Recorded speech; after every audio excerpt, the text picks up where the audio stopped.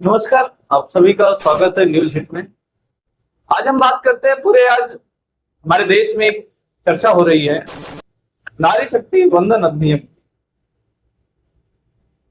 दुख की बात है कि वो संसद में या पास नहीं हो पाया और पूर्णतः लागू नहीं हो पाया। जो बिल 2023 में पास हो चुका है उसे लागू होने में आज विपक्ष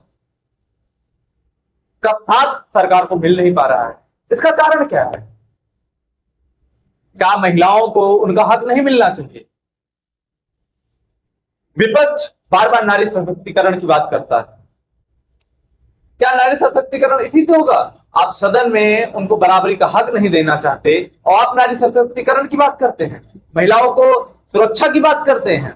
जब हम कहते हैं महिलाओं को सदन में उनकी संख्या के अनुसार अधिकार मिलना चाहिए, तो विपक्ष क्यों ये नहीं चाहता? जब सरकार बिल लाई, बिल पास हुआ, तो उसे लागू क्यों नहीं होने दिया जा रहा? क्या कागजों में ही महिला सशक्तिकरण की बातें अच्छी लगती हैं?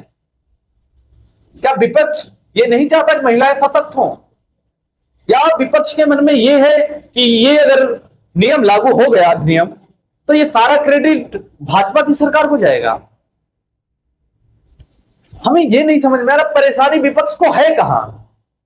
महिलाओं के प्रति जो अधिनियम लाया गया है उनको सशक्त बनाने के लिए, उनको मजबूत बनाने के लिए, उसके विरोध में है कि भारतीय जनता पार्टी के विरोध में है। विपक्ष ये भूल जाता है कि कहीं ना कहीं वो भारतीय जनता पार्टी के विरोध करते करते वो देश की महिलाओं का विरोध करने लगा है। आज पूरे देश में इस चीज की चर्चाएं हो रही हैं। बातें हम आप तक ही नहीं सीमित है, विश्व पटल पे भी इस बात की चर्चा होगी। जब पॉपुलेशन में महिलाएं आधी हैं तो उनको आधा का हक क्यों नहीं मिलना चाहिए? सरकार बार बार करिए, आपको क्रेडिट चाहिए, क्रेडिट आप लीजिए, लेकिन बिल को तो कम से कम पास करिए। 2023 से जब ये अधिनियम लागू होना था, पास होने के बाद, तब महिलाएं इंतजार कर रही थी कि उनको अब उनका हक मिलेगा। उज्ज्वला जैसी योजनाएं, बेटी बचाओ जैसी योजनाएं, ये सब महिलाओं को सशक्त करने के लिए किया गया। लेकिन आज जब महिलाओं को असली सच्ची पावर देने की बात आई तो हमारे विपक्ष ने आज सारे महिलाओं को शर्मिंदा कर दिया। विपक्ष एक मजबूत स्तंभ होता है लोकतंत्र का, लेकिन गलत को गलत कहने के लिए। क्या विपक्ष नहीं चाहता कि हमारे देश की महिलाएं सशक्त हों, उनके हाथों को भी मजबूती दी जाए, वो भी सवालों को करने का हक रखती हैं, वो भी फैसलों को, कानून को बनाने का हक रखती हैं? क्या ऐसा हमारे विपक्ष को नहीं लगता है?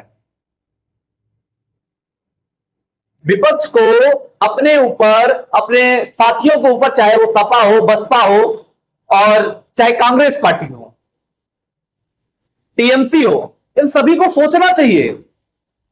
आप रैलियों में, अपने भाषणों में बार बार महिला सशक्तिकरण की बात करते हैं, फिर आज ये अधिनियम क्यों नहीं पारित होने पाया, क्यों नहीं लागू हुआ?